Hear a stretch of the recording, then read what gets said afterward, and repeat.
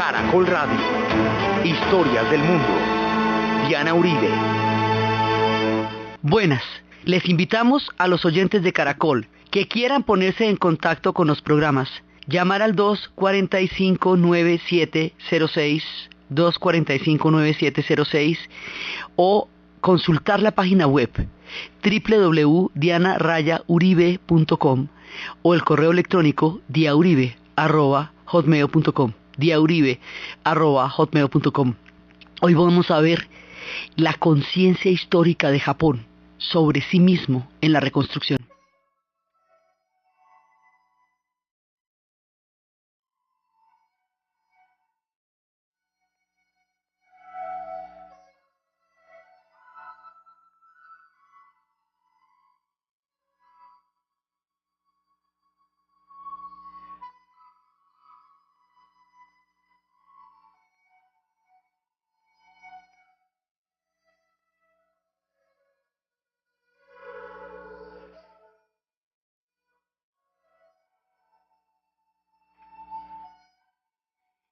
Cuando un pueblo se va a reconstruir, esto no solamente sucede en el espacio de lo físico, no solamente sucede en el espacio de lo económico, no solamente sucede en el espacio de lo comunitario, y también en el espacio de lo espiritual, que era lo que estábamos viendo la vez pasada, cómo resignificaron la situación en la que vivieron y le sacaron partida para salir adelante.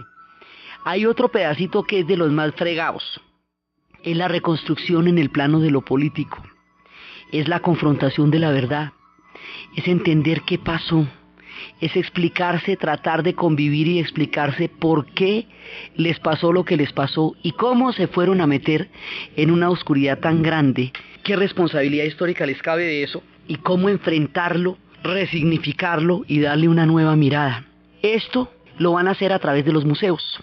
Ellos originalmente habían aceptado la idea de los museos como una manera de contar la historia y como una forma en que los pueblos elaboran visiones sobre sí mismos a partir de la modernización de la era Meiji.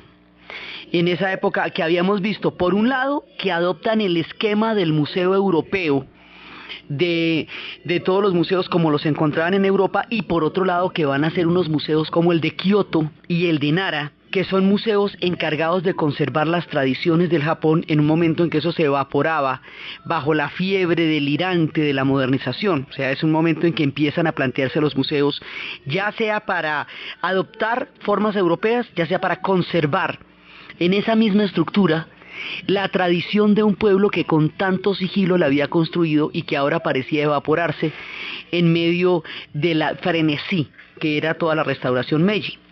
Ahora, después de la derrota de la Segunda Guerra Mundial, vencidos, invadidos primero y resurgidos de las cenizas después, hay que empezar a pensar cómo elaboran ellos esa historia tan dura. Una historia que tiene dolor, que tiene vergüenza, que tiene heroísmo también en su reconstrucción, digamos, una historia llena de una cantidad de sentimientos encontrados y que requiere de una lectura para que su propio pueblo pueda sanar a través de esa lectura. Algo análogo hicieron los alemanes, que también les tocó averiguar cómo era que se habían metido en aquella, pues esos dos pueblos son los, digamos, los causantes y los perpetradores de la Segunda Guerra Mundial, Alemania y Japón. Entonces, una cosa es haber perdido la guerra, una guerra en la cual usted fue agredido y usted respondió y fue de malas que perdió, y otra es que usted fue el que la empezó. Entonces, si usted es el que la empezó y la cosa se le vino de ese tamaño, usted tiene que pensar cómo va a vivir con eso. Entonces, en un sentido análogo, los alemanes y los japoneses empiezan a reelaborar su historia después de la Segunda Guerra Mundial. Los alemanes van a hacer una cosa que se llama la teoría crítica de la sociedad o la escuela de Frankfurt, que son una serie de filósofos y de pensadores que están elaborando cómo fue posible que el pueblo y la sociedad alemana hubieran caído en un autoritarismo tan supremamente extremo, que se hubieran comido ese cuento, que se hubieran ido a la guerra, que hubieran llevado el mundo a la guerra y que después se hubieran dejado echar encima, llevar el país hasta la destrucción total y absoluta de toda la nación. Esa pregunta se la hace la escuela de Frankfurt, que son Adorno, Horkheimer, Marcuse, todos estos pensadores de esa escuela. Bueno, pues una cosa equivalente existe en Japón. Y hay gente contemporánea, como el profesor Tunseo Yoshida, varios pensadores que son los que van a elaborar los museos. Estos que van a elaborar los museos empiezan a pensar cómo se va a hacer eso. Y surgen una serie de preguntas sobre cómo plantear el museo. Ellos van elaborando documentos, planes, hasta llegar a plasmar esto de una manera en la cual el espíritu de la comprensión de su historia se hace visible en un museo. Es uno de los actos, digamos, más mágicos. Es como ellos, a partir de una elaboración muy grande, logran recrear en la realidad sus propias verdades, sus propias historias, y lo pueden hacer de una manera en la cual puedan empezar a enfrentar los fantasmas de su pasado. Eso es una lección para todos los pueblos, porque todos los pueblos tienen fantasmas, y todos los pueblos tienen y tenemos pasados muy complicados. Entonces la manera como ellos empiezan a elaborar esto es bastante interesante y es un proceso fundamental de su reconstrucción.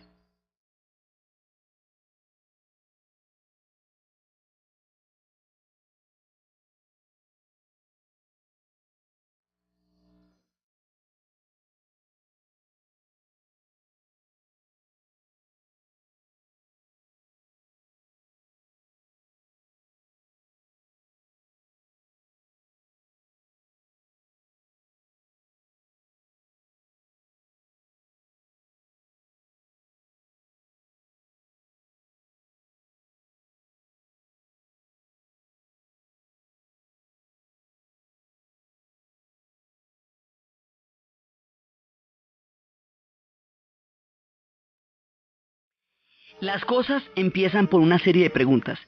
Si el museo, estamos hablando de la manera como la construcción del Museo de Historia de Japón en Sakura.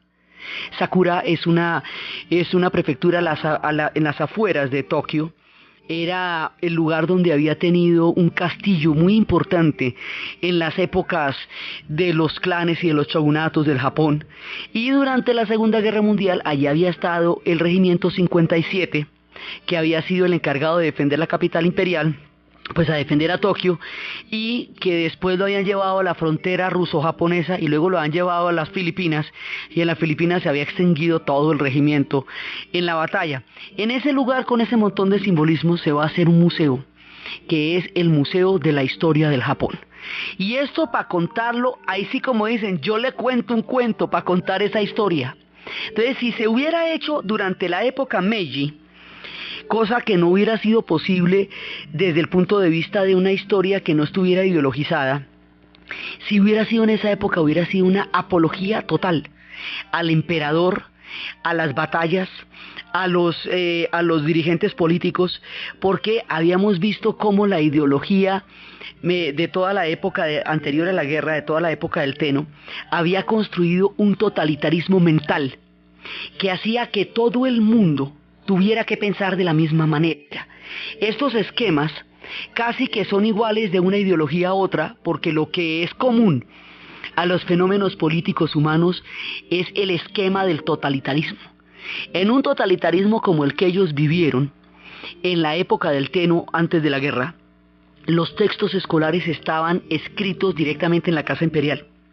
Cuando lograron que se escribieran en otra parte, la Casa Imperial se inventó una institución para aprobar los textos escolares, lo que equivalía más o menos a lo mismo. Todo el mundo tenía que pensar de la misma manera, todo el mundo tenía que adorar al Tenno, todo el mundo tenía que estar dispuesto a morir por el Japón. No podría haber fisuras ni contradicciones, ni había grietas, todo tenía que ser monolítico, como no son las sociedades sino son los pensamientos. Cuando se impone un sistema de pensamiento único, sea cual sea, de la naturaleza que sea, se ejerce una enorme violencia sobre la política y el corazón de las personas, porque se mete todo el mundo en el mismo saco, y no todo el mundo cabe en el mismo saco, ni todo el mundo tiene por qué estar de acuerdo en un solo punto de vista que solo cubre una parte de la mirada de un pueblo. Entonces, todo intento por hacer una historia del Japón en esa época no hubiera sido sino una ideologización y un seguirle la corriente a todo el tema del Tenno, que lo cual no hubiera dado ninguna luz sobre la realidad histórica del pueblo japonés, porque lo que hubiera sido era un reflejo propagandístico, proselitista, de la ideología del Tenno, que en ese momento permeaba todos los ámbitos de la vida y del pensamiento de los japoneses. Esto era tan delicado que ya después, durante la guerra, había unas acusaciones de sabotaje o de dudas o de sospechas. Es decir, si usted tenía dudas sobre la guerra, sobre la razón de la guerra o sobre por qué estaba metido en la guerra, eso ya era grave, ¿me entiende? La sola duda ya era muy complicada. Usted tenía que creer a juro. Y esa imagen monolítica que nos dan es de un pueblo que todo el mundo creyó a juro. No todo el mundo creyó a juro, aunque mucha gente sí, pero el que no, calladita la boca, porque es que esto no se podía ni pensar, ¿sí? Solo después de la Segunda Guerra Mundial y de la derrota total, de las cenizas, de la destrucción absoluta del pueblo, de 2 bombas atómicas, de la rendición, y de 7 años de ocupación, porque los primeros 7 años, como estábamos viendo la vez pasada, son de ocupación en serio, son de ocupación humillante, envilecida, de país vencido, arrodillado, a un pueblo que tiene en el honor más importancia que en la vida misma. Esto es una cosa, pues lo que decía el emperador, soportar lo insoportable. Entonces resulta que ahora, después, cuando viene la guerra de Corea y que se cambia estratégicamente su posición de país vencido a país aliado, y la guerra de Corea les da el impulso para las materias primas, para esa reconstrucción silenciosa, para que todo esto empiece a florecer, cuando ya empiezan a salir económicamente adelante, cuando ya empiezan a tener mejores condiciones de vida, hay tiempo para pensar. Y lo mismo pasa en Alemania. La teoría crítica de la sociedad también, hay un momento en que ya hay cómo comer, entonces ya nos vamos a sentar a pensar. O sea, una etapa posterior a la reconstrucción física y moral de una nación, es el momento en el cual usted ya tiene tiempo para sentarse sobre el pasado y pensar. Entonces, pensar es empezar en la idea de construir un museo donde se cuente la historia. Esa idea empieza en 1968, que es donde se cumplen los 100 años de toda la restauración y la modernización de la era Meiji. Y es también en 1968 cuando la teoría crítica de la sociedad está enfrentando muy duramente a la sociedad alemana, cuando los muchachos del 68 llegan y les preguntan a sus padres qué estaban haciendo durante la guerra. Es en ese año también donde empiezan a plantearse cómo van a vivir con las verdades del Japón. Entonces empieza toda la idea de cómo hacer ese museo.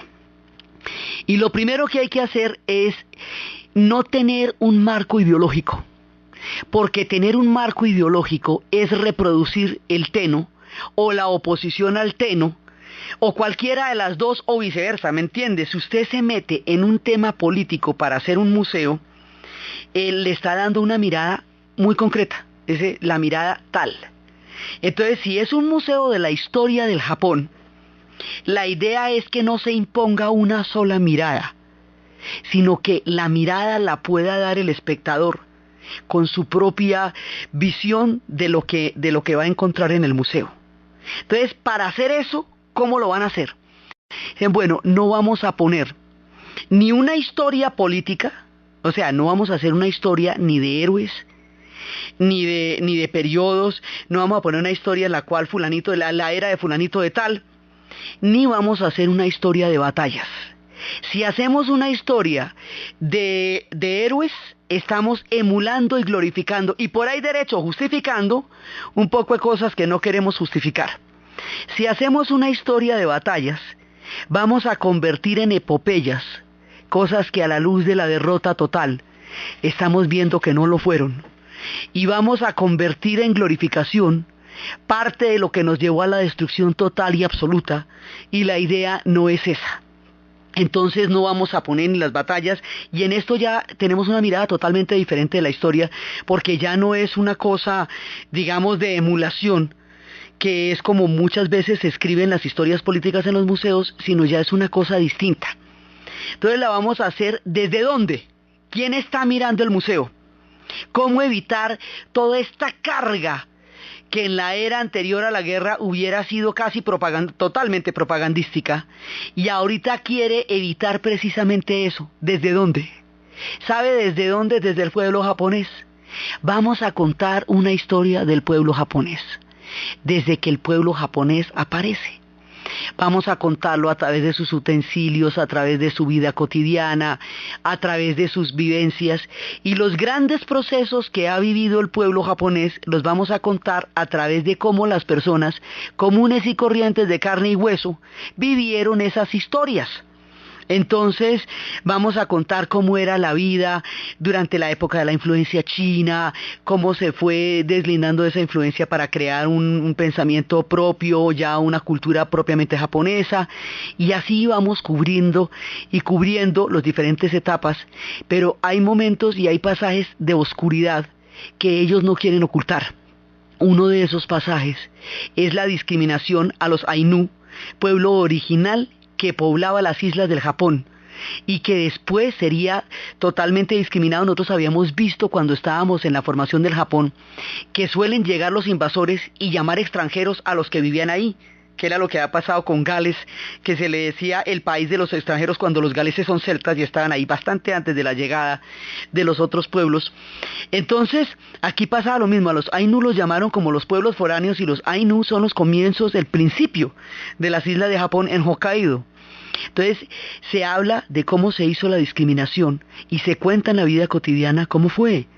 Y cómo, aunque políticamente ya no tengan ese tipo de barreras, en las costumbres y en la vida cotidiana esas discriminaciones todavía se veían. O sea, la idea del museo es no ocultar las verdades terribles que también se expresaron en la vida cotidiana. Además, habíamos visto también cómo la gente que hace los oficios de las curtimbres se consideraba impura y sufría unos efectos de discriminación aterradores que iban hasta la otra vida, porque se les ponía un nombre peyorativo que a veces lo añadían en la tumba para llevarlos a la siguiente reencarnación. Entonces, es mirar eso, mirarlo objetivamente y decir, mire, estas cosas también pasaron en la vida cotidiana nuestra. O sea, el objetivo del museo es el aprendizaje. Es el aprendizaje, la resignificación. Es poner de frente las cosas que ellos vivieron, poderlas contemplar y poderlas elaborar para que usted no mantenga ese tipo de lastres en las futuras generaciones. Esa es la idea. Entonces, también hay un tema con los coreanos. Los coreanos fueron invadidos, los coreanos fueron llevados como esclavos, y los coreanos en 1923, cuando hubo un terremoto, los culparon a ellos, ¿se acuerda? Y les pegaron una matanza de coreanos, la cosa más impresionante. Y por el otro lado, los que murieron en Hiroshima y Nagasaki, pues no les tocaba, porque ellos fueron llevados como trabajo esclavo a las ciudades japonesas y les cayó la bomba encima sin comerlo ni beberlo, ¿me entiende? Porque la guerra sí es que no era con ellos. Entonces también la historia de los coreanos y cómo los coreanos tuvieron una parte tan terrible de los mismos dolores que acogían al Japón, más el dolor de la discriminación de la que fueron objeto durante mucho tiempo en los tiempos de invasión. Entonces eso va apareciendo en el museo. Van apareciendo todas las cositas y va apareciendo también la vida cotidiana. En la era Meiji empiezan a ver cómo empieza a aparecer arquitectura. En los tiempos antiguos aparece toda la arquitectura china, un modelo de una aldea china en donde se ve cómo la influencia de ellos determinó las primeras construcciones urbanas.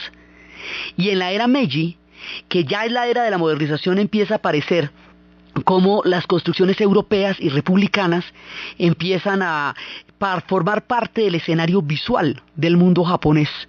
Entonces lo van mostrando así, a través de la arquitectura, a través de los utensilios, a través de las consignas, a través de los afiches.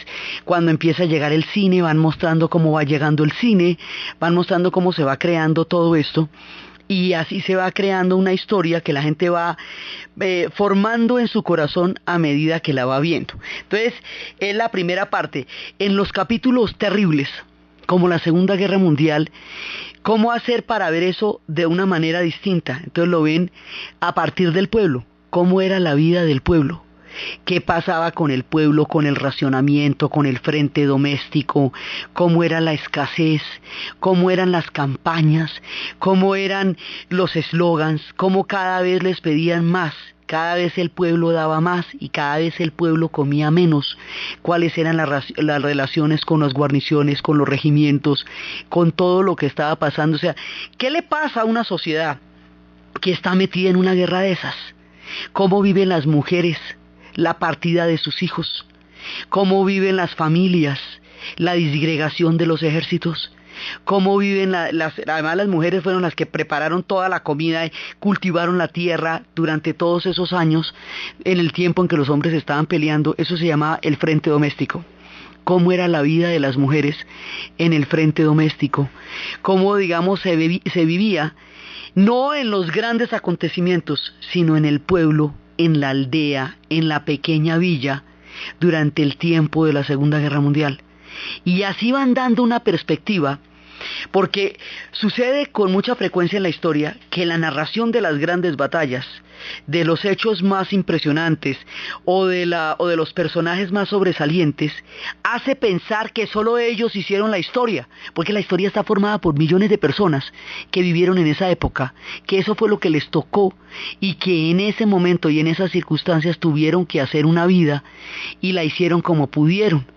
A esas personas que vivieron en todos esos años, a esas personas que estuvieron protagonizando, no desde la gloria, no desde la fama, no desde los emblemas, no desde las estrategias, sino desde la vida cotidiana y desde el campo, está dedicado el museo.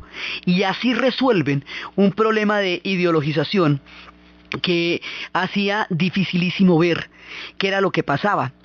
Ahora, también era cómo se va a plantear esto con la educación, porque una manera para evitar que el museo sea dogmático es vincularlo a la universidad, de manera que la universidad esté investigando y las investigaciones históricas de la universidad nutren al museo, y la adquisición del museo de piezas que muestren lo que pasó con ellos nutra a la universidad. Esa interacción permite la discusión permanente y evita que haya dogmas sobre cosas intocables. No hay nada intocable ni nada que no se pueda replantear en esa construcción dinámica de la historia del Japón mirándose a sí misma.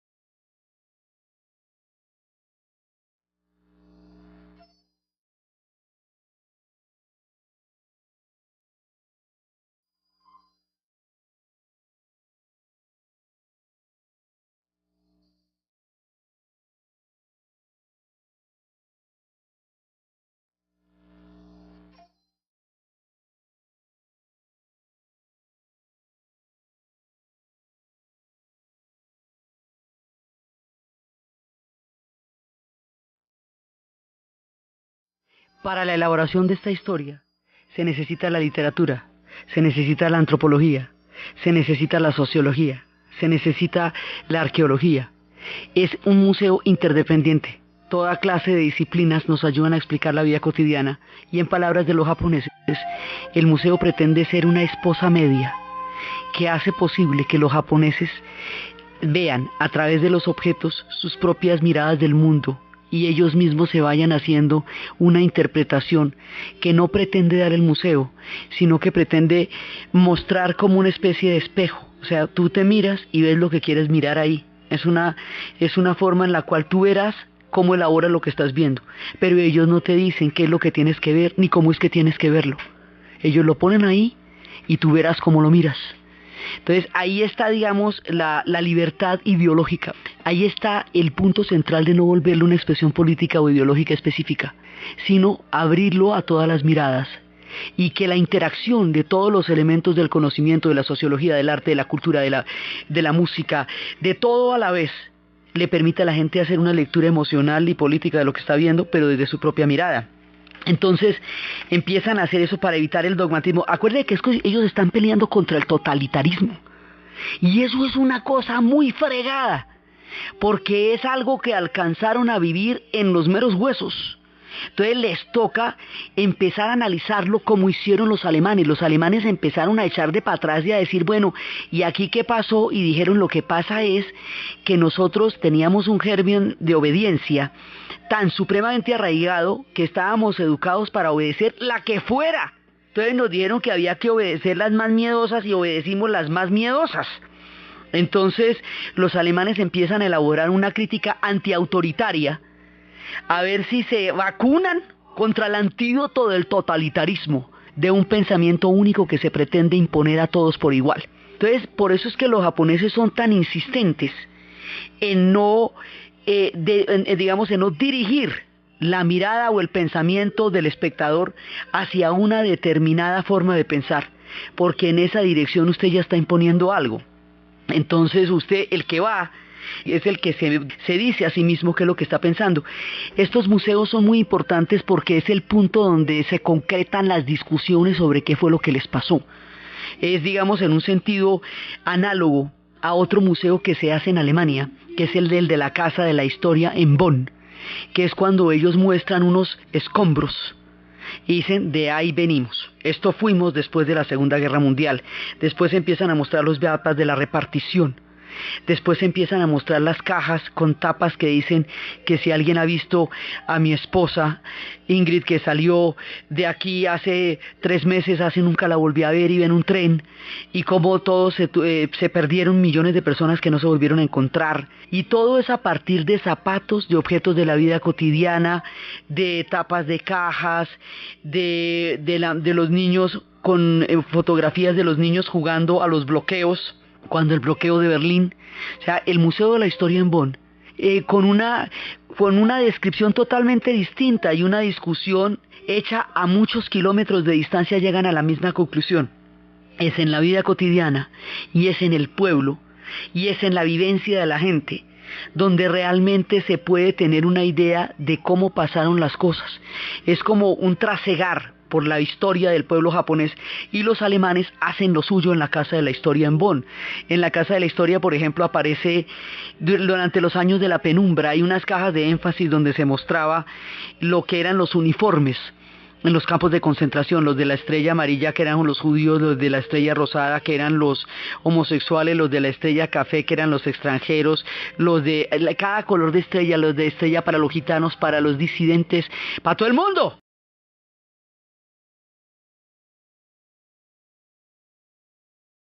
Los uniformes, sí, y usted con las estrellas ya se está dando cuenta que ahí pasaron cosas terribles, y al mismo tiempo están mostrando el hambre y el aislamiento, y cómo lo abrumador, los juguetes, para mostrar cómo en Alemania no había juguetes de nada.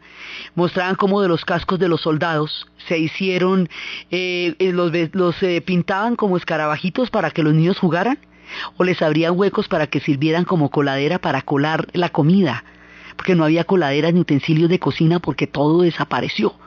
Entonces le tienen a usted los cascos que le muestran cómo los utilizaban. De los obuses y de los cascos sacaban los juguetes, le sacaban la pólvora y los convertían en juguetes y en oficios de cocina.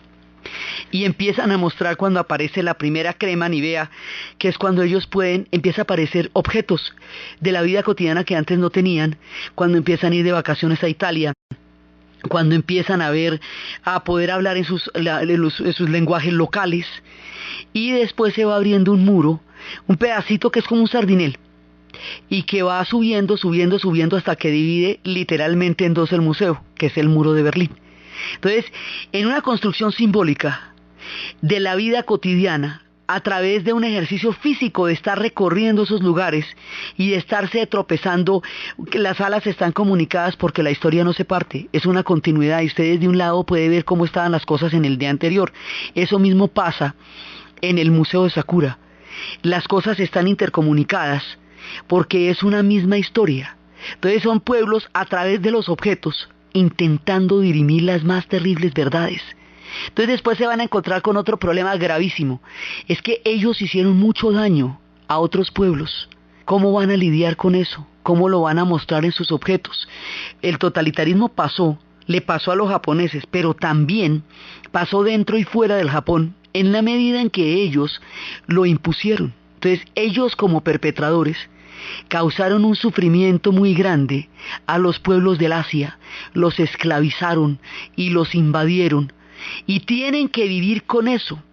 Es muy difícil para el perpetrador, para aquel que inició la dinámica que generaría todo ese dolor, vivir con el dolor que infringió, vivir con el dolor que causó y poder trascenderlo para comprometerse con la paz y con la no repetición de esos hechos. Para eso se hacen los museos, para que a la gente le quede claro que esas cosas pasaron, estén ahí como un testimonio y no se vuelvan una versión de olvido según el cambio de los tiempos. Entonces ellos, lo primero que les toca es advertir su responsabilidad histórica en eso. Es decir, bueno, sí, eso nos pasó, nosotros fuimos los que empezamos la guerra y es el mismo caso en Japón como en Alemania. Ellos fueron los que empezaron la guerra. Y todo el resultado de lo que pasó fue el resultado de las acciones que empezaron la guerra. Hay que vivir con esa verdad y hay que poderla enfrentar diariamente. Y hay que no disfrazarla, ni edulcorarla, ni dulcificarla, porque eso fue así.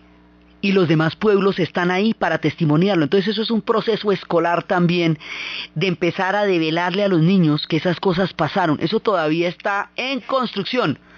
Digamos, todavía esto es un proceso dinámico que no está ni mucho menos acabado, pero que es una parte importantísima de cómo ellos empiezan a tener una mirada sobre su pasado y sobre esos episodios tan terribles, y cómo empiezan a comprometerse profundamente con la paz. La idea de los japoneses es que entre más ahonden en las heridas de la guerra, entre más puedan mirar de frente su pasado, más puedan comprometerse con la paz y con el pacifismo y con la laboriosidad y con un futuro en el cual ellos nunca sean un país agresor. O sea, es para mantener la enseñanza. Eso es distinto a mantener la memoria del odio o la memoria de la rabia o la memoria del rencor. Esto es la memoria de quien quiere tener muy claro qué fue lo que le pasó para no volver a caer nunca en una oscuridad de esas en la historia. Y eso lo van haciendo a través de los museos. El museo además tiene un ventanal gigantesco que es casi de una cuadra. Y esto muy japonés. Única y exclusivamente para que cuando florezcan los cerezos, todo el museo se vea rodeado del color rosa de los cerezos, porque es el museo de Sakura. Sakura es el florecimiento de los cerezos. Entonces, en medio de todas estas disquisiciones tan supremamente profundas, están los cerezos que florecen cada año y les permiten ver durante 15 días que en los procesos más terribles y en los momentos más bravos florecen los cerezos y llenan el museo con su perfume y sus hermosos colores, y lo llenan también de todas sus telas bellísimas, porque la belleza está presente en todas las partes del museo. Aún en los momentos más duros, la belleza está presente, porque la belleza nunca abandona al pueblo japonés. Entonces ellos desarrollan toda una línea y empiezan a mirarse cómo son las cosas y cómo van a poder exhibir ante su propio pueblo esto que es la responsabilidad histórica de la mirada hacia el pasado y de una mirada que pueda permitirles a ellos un tipo de paz. Esto es, digamos, como la visión de cómo ellos empiezan a hacer esto. Entonces eso atraviesa todos los problemas políticos de la época. No es muy popular pasar sobre estos temas, no es de lo más chévere, no todo el mundo está contento ni con ganas de que le hablen de eso, pero pues toca hablar de eso. Entonces van mirando, van construyendo las imágenes de la historia hasta hacer posible que la gente se vaya familiarizando con la idea de que de eso hay que hablar y esas cosas hay que verlas. Porque queda hecho un tabú todo, lo mismo que en Alemania. ¿Se acuerda que en Alemania nunca volvieron a hablar de la guerra? Nunca, hasta que los muchachos fueron a Francia. En Japón no volvieron a hablar de la guerra. Primero no sonreían y ya cuando se pudieron reír no volvieron a hablar de la guerra. Levantar un museo de estos es poner a la gente a volver a pensar en todo lo que justamente tratan de olvidar. Entonces, pero no viéndolo solamente desde ahí, no viéndolo solamente desde el conflicto, sino desde toda la historia y dándole el lugar que eso tiene a todo, dentro de todo el marco general de una historia de más de 1000 años que tiene el pueblo japonés. Dice, bueno, sí, nos pasó esto, Ay, pero llevamos 1000 años de historia, no solo somos esto, no solo esto nos pasó, pero también nos pasó, las dos cosas son verdad. ¿Sí? Entonces es empezar a invitar a la gente a pensar y a reflexionar, y digamos, el objetivo del museo es el espectador, y es el espectador japonés, que es el que tiene que vivir con todas las cosas que están en el museo, porque todas las cosas que están en el museo son el reflejo de su propia mirada del mundo. Entonces, vencer las resistencias que en un momento pudieran haberse dado respecto a esta mirada, reconocer, reivindicar y mostrar a los grupos minoritarios que han sido discriminados para que sean visibles, porque una de las formas más duras de la discriminación es la invisibilidad. Cuando un pueblo no aparece en una escena de una historia, ahí hay un factor de discriminación gravísimo. Cuando no pasa nada con ellos, el que no pase nada con ellos es que pase mucho, que no está pasándoles nada. Entonces, los problemas con la minoría, que empiezan a ver su posición en la sociedad, que empiezan a ver cómo han tenido que atravesar todo ese tipo de cosas. Y así lo van construyendo y van elaborándose a sí mismos, van aprendiendo de Orwell. Orwell decía que básicamente las guerras no se hacen para apoderarse del territorio del otro, ni para vencer al otro, que la mayoría de las guerras tienen un énfasis en una función que es crear un velo a las contradicciones domésticas y hacer que las personas se pongan a pelear contra un enemigo externo, ¿sí? Y convertir al otro en un enemigo para poder de esa manera velar todas las historias y mantener, sobre todo Orwell dice que el objetivo de las guerras es mantener el statu quo, es mantener un orden dado de las cosas y una determinada forma de dominación y las estructuras de la sociedad intacta, y que para eso les ponen a pelear con el de al lado y le dicen que es que el de al lado es el malo y que es que lo que pasa es que a usted lo que lo están es reencauchando en la misma cosa, como decía el gato pardo, cambiarlo todo para que todo siga igual. Japón cambió muchísimo después de la guerra porque las estructuras de dominación se disolvieron. Los grandes clanes, entonces ahora habíamos hablado cómo esta gente hizo la reforma agraria y cómo esta gente democratizó la educación. Entonces hay que profundizar en cada uno de los espacios de una sociedad tan jerárquica y que había vivido un fenómeno de autoritarismo tan bravo para hacerla democrática. Y eso tiene que estar en el museo, ¿sí? Entonces el museo se va viendo como una especie de espejo de cómo Japón va elaborando su propia historia y cómo se va reconstruyendo. Y en esa medida, en esos utensilios, en esos cuadros, en esas pinturas y en esos objetos, van elaborando su paso por la vida.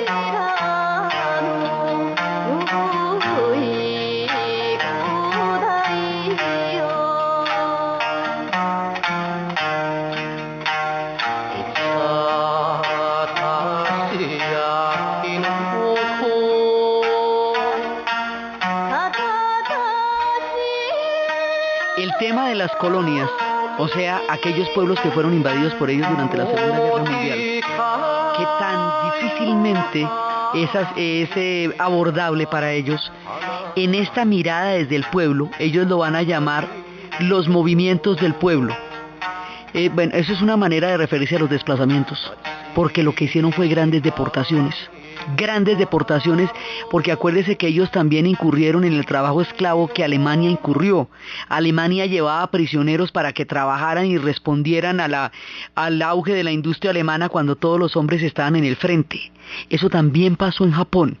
También llevaron muchos coreanos y chinos, taiwaneses, singapureses, gente de todos los países que ellos invadieron para que trabajaran como esclavos en las fábricas, además de las mujeres de confort que habíamos hablado en su tiempo, que eran estas mujeres que fueron arrancadas de su tierra y fueron prostituidas como carne de placer para los ejércitos que se desplazaban por todos los territorios de la expansión. Entonces, este movimiento de pueblos se muestra como, digamos, en la vida cotidiana, llegaban allá y trabajaban como esclavos. ¿En qué condiciones llegaban? ¿Para qué llegaban? ¿Por qué llegaban? ¿Qué estaban haciendo allá? La gracia está en no ocultar el motivo de su presencia en el Japón. Y eso también está ahí. Mire, esto se hizo por esclavos coreanos, esto se hizo por esclavos chinos. Y ahí es donde se requiere una cantidad de valor, la cosa más impresionante para usted admitirlo y decirlo. Entonces, eso es una parte de, digamos, el tema de la responsabilidad con el Sudeste, con el Asia, es un tema delicadísimo para ellos, delicadísimo, y lo va a hacer en la medida en que empiezan a ejercer una conciencia sobre su propia historia. Porque van a tener que enfrentar eso. Entonces, en el museo lo enfrentan a través de los desplazamientos de la vida cotidiana en el Japón. Y, adicionalmente, después va a haber un fenómeno que en este momento tiene una gran importancia, y es que una serie de personajes, esto ya en tiempos muy recientes, muy recientes, hace apenas 14 años, 12 años, unos personajes se fueron a un archivo y encontraron que había una cantidad de documentos, pero una cantidad increíble de documentos públicos, por ahí perdidos en la nada. Cogieron todos esos documentos, los clasificaron, la mayoría estaban con nombres o con nombres equívocos o con el mismo nombre, 5 documentos. Los clasificaron, los metieron en la red y los lanzaron para que el mundo los vea. Es el archivo histórico del Japón en el Asia. Y ahí están la prueba de las mujeres de confort que sí fueron secuestradas por los soldados y llevadas de un territorio a otro, los experimentos que se hicieron, los experimentos humanos, todo lo que en el futuro se negaría está en esos documentos. Y esos documentos están en idioma original, porque la idea de ponerlos en la red es no interpretarlos. El que los lea los interpreta, en el mismo sentido del museo. El que mira es el que analiza. Entonces por eso no los pueden traducir, porque si usted traduce, en la sola traducción ya hay una interpretación. Están en el idioma original. Hay documentos descifrados de los códigos durante la Segunda Guerra. Hay un documento donde el emperador afirma que no está muy seguro si quiere declarar esa guerra contra Estados Unidos o no, y los otros diciéndole, pero a ver, ¿no ve que todo lo tenemos es para hacer esa guerra? Entonces, ¿cómo así? O sea, todas las dudas, las sospechas, están ahí. Y hay websites específicamente en coreano y en chino, para que los chinos y los coreanos puedan rastrear en la red lo que pasó con ellos, los documentos que hay para probarlo y puedan elaborar su propia historia. Esto se usa hasta para las indemnizaciones, porque al mostrar que hay un documento del gobierno que dice que desaprueba la práctica del secuestro de mujeres para las mujeres de confort, quiere decir que no era el gobierno el que lo hacía, quiere decir que no es el gobierno el que paga las indemnizaciones, sino el ejército o los regimientos o quien quiera que lo haya hecho, o sea que no era una política oficial, pero sí era una práctica. Esa diferencia hace quién indemniza, y eso usted solamente lo puede probar con documentos. Entonces, es poner estos documentos en la red y mirar a ver cómo la gente se va a apropiar de ellos. Llevan 12 años, han puesto más de 50.000 documentos en la red y todo el mundo los puede consultar, todo el mundo, porque están en la red, para poder empezar a confrontar su pasado. Digamos, el camello de la reconstrucción de los japoneses es cómo reconciliarse con un pasado tan lleno de problemas como el que tienen después de la Segunda Guerra Mundial. Y esa reconstrucción se hace en el plano de los museos y se hace en el plano de los archivos. Es en esos espacios donde todas las discusiones que ellos tenían se van a dirimir. En Alemania se hace en el espacio de la filosofía y de la academia. Y también en el Museo de la Historia en Bonn. En Japón se hace en el espacio de los museos y en el espacio de los archivos, en la manera como lo documentan.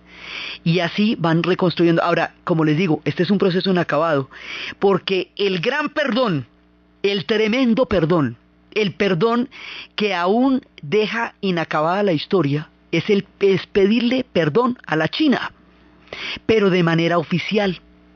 Pero resulta que la sociedad japonesa no tiene un solo punto de vista respecto a este proceso, porque hay quienes se sienten, digamos, identificados y consideran heroicos muchos de los soldados que murieron durante la Segunda Guerra Mundial. Hay un monumento a los soldados que es sumamente polémico, porque cada que le rinden culto a los soldados, los chinos se paran de pelos, porque esos soldados fueron los que perpetraron las barbaridades en China. Entonces, rendirles honores es ratificar la justificación de lo que pasó en China. Entonces a los chinos se les paran los pelos con eso. Y hay monumentos y hay también otro tipo de exhibiciones donde se glorifica o se justifica la invasión, porque además la Casa Imperial que vivió ese proceso está en el poder, porque la Casa Imperial en Japón es una sola. A diferencia de Alemania, donde hubo una desnazificación y donde se trató de erradicar todos los rastros de lo que fue el Tercer Reich, en Japón no se podía hacer eso porque era la figura del Tenno. Eso se podía resignificar, pero no se podía quitar de ahí. Entonces es la misma casa, la de Susanoo y la de Amaterasu, que vivió también la Segunda Guerra Mundial y en nombre de la cual se hicieron las batallas, la que pues sigue regiendo los espíritus de los dominios del Japón, y muchas personas de sus gobiernos formaron parte de esa época. Entonces, eso hace que la polémica sea sumamente complicada, porque lo que China pide es un perdón oficial. Eso nunca ha pasado. Japón le ha pedido perdón al Asia, genéricamente.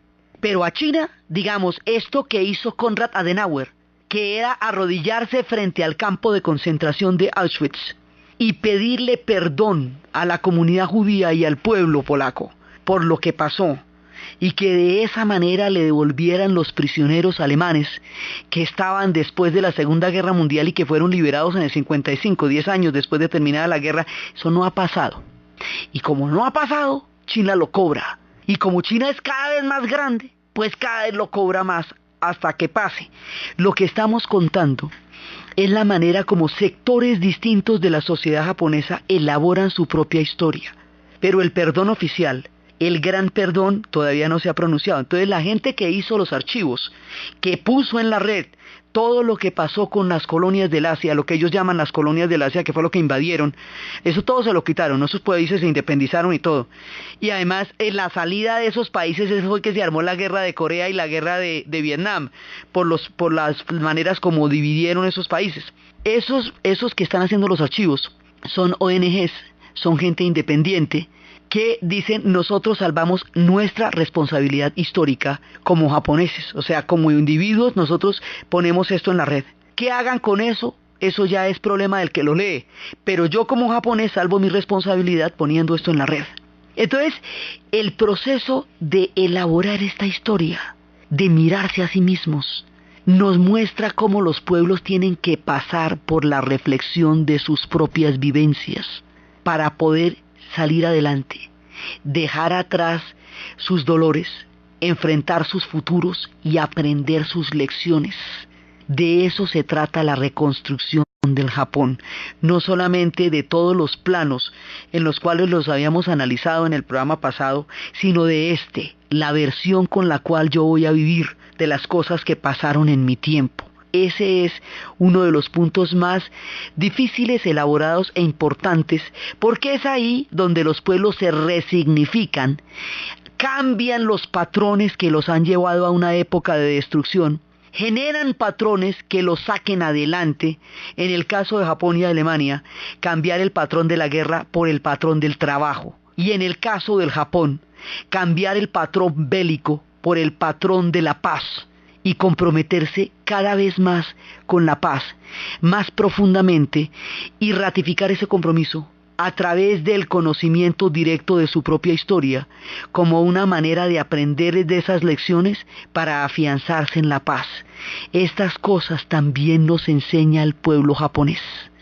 La manera como ellos van a mirar otras sociedades, que es el experimento de ir a todas partes del mundo a ver qué ha pasado en el mundo a todas estas y crear un museo etnográfico maravilloso con muestras de toda la tierra, sus miradas del mundo, sus avances tecnológicos y su formidable modernización y la síntesis que hacen de todos los pueblos que están afuera y de su propia mirada de un mundo cada vez más internacional y cada vez más grande, y la forma como ellos van terminando este proceso es lo que vamos a ver en el siguiente programa. Entonces, desde los espacios de las miradas históricas, de la vida cotidiana, de la profunda reflexión, del aprendizaje de las lecciones dolorosas del pasado, de la mirada de los pueblos que atravesaron día a día los días más oscuros como los más claros de la historia, desde la mirada del pueblo japonés a su propia alma, para reivindicarse con su pasado y enfilarse hacia su futuro, en la narración Diana Uribe, en la producción Jessy Rodríguez, y para ustedes, feliz fin de semana.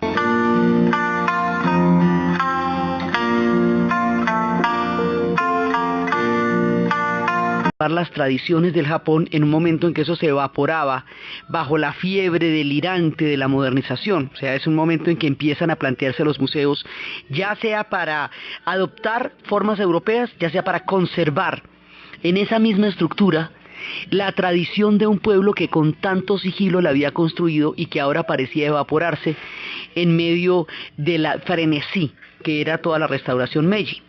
Ahora, después de la derrota de la Segunda Guerra Mundial, vencidos, invadidos primero y resurgidos de las cenizas después, hay que empezar a pensar cómo elaboran ellos esa historia tan dura. Una historia que tiene dolor, que tiene vergüenza, que tiene heroísmo también en su reconstrucción, digamos, una historia llena de una cantidad de sentimientos encontrados y que requiere de una lectura para que su propio pueblo pueda sanar a través de esa lectura. Algo análogo hicieron los alemanes, que también les tocó averiguar cómo era que se habían metido en aquella, pues esos dos pueblos son los causantes y los perpetradores de la Segunda Guerra Mundial, Alemania y Japón. Entonces, una cosa es haber perdido. Caracol Radio, historias del mundo. Diana Uribe. Buenas.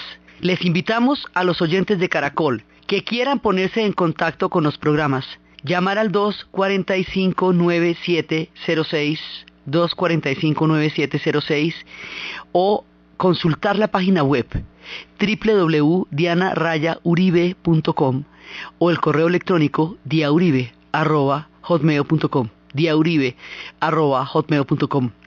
Hoy vamos a ver la conciencia histórica de Japón sobre sí mismo en la reconstrucción.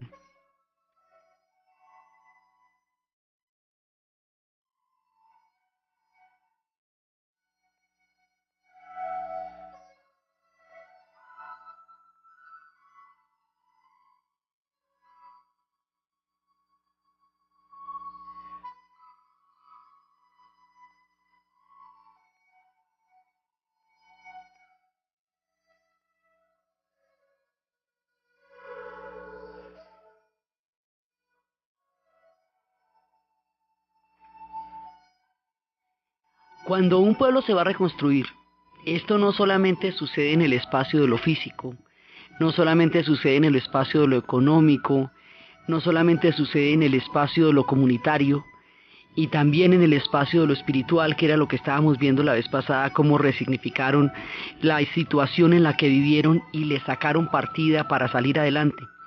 Hay otro pedacito que es de los más fregados, es la reconstrucción en el plano de lo político. Es la confrontación de la verdad, es entender qué pasó, es explicarse, tratar de convivir y explicarse por qué les pasó lo que les pasó y cómo se fueron a meter en una oscuridad tan grande, qué responsabilidad histórica les cabe de eso y cómo enfrentarlo, resignificarlo y darle una nueva mirada. Esto lo van a hacer a través de los museos. Ellos originalmente habían aceptado la idea de los museos como una manera de contar la historia y como una forma en que los pueblos elaboran visiones sobre sí mismos a partir de la modernización de la era Meiji. En esa época que habíamos visto, por un lado, que adoptan el esquema del museo europeo, de todos los museos como los encontraban en Europa, y por otro lado que van a ser unos museos como el de Kioto y el de Nara, que son museos encargados de conservar sobre cómo plantear el museo. Ellos van elaborando documentos, planes, hasta llegar a plasmar esto de una manera en la cual el espíritu de la comprensión de su historia se hace visible en un museo. Es uno de los actos, digamos, más mágicos. Es como ellos, a partir de una elaboración muy grande, logran recrear en la realidad sus propias verdades, sus propias historias, y lo pueden hacer de una manera en la cual puedan empezar a enfrentar los fantasmas de su pasado. Eso es una lección para todos los pueblos, porque todos los pueblos tienen fantasmas, y todos los pueblos tienen y tenemos pasados muy complicados. Entonces la manera como ellos empiezan a elaborar esto es bastante interesante y es un proceso fundamental de su reconstrucción.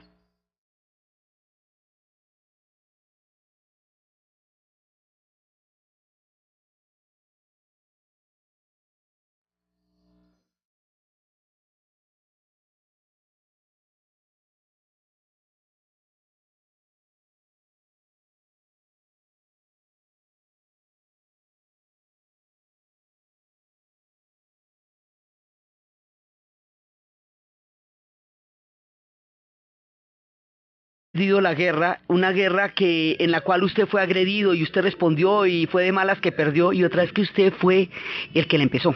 Entonces, si usted es el que la empezó y la cosa se le vino de ese tamaño, usted tiene que pensar cómo va a vivir con eso. Entonces, en un sentido análogo, los alemanes y los japoneses empiezan a reelaborar su historia después de la Segunda Guerra Mundial.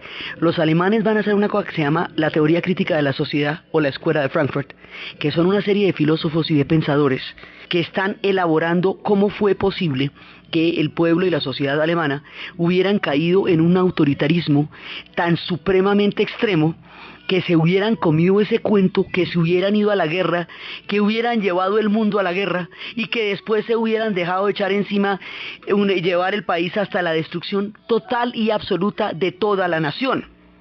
Esa pregunta se la hace la Escuela de Frankfurt, que son Adorno, Horkheimer, Marcuse, todos estos pensadores de esa escuela. Bueno, pues una cosa equivalente existe en Japón. Y hay gente contemporánea, como el profesor Tunseo Yoshida, varios pensadores que son los que van a elaborar los museos. Estos que van a elaborar los museos empiezan a pensar cómo se va a hacer eso. Y surgen una serie de preguntas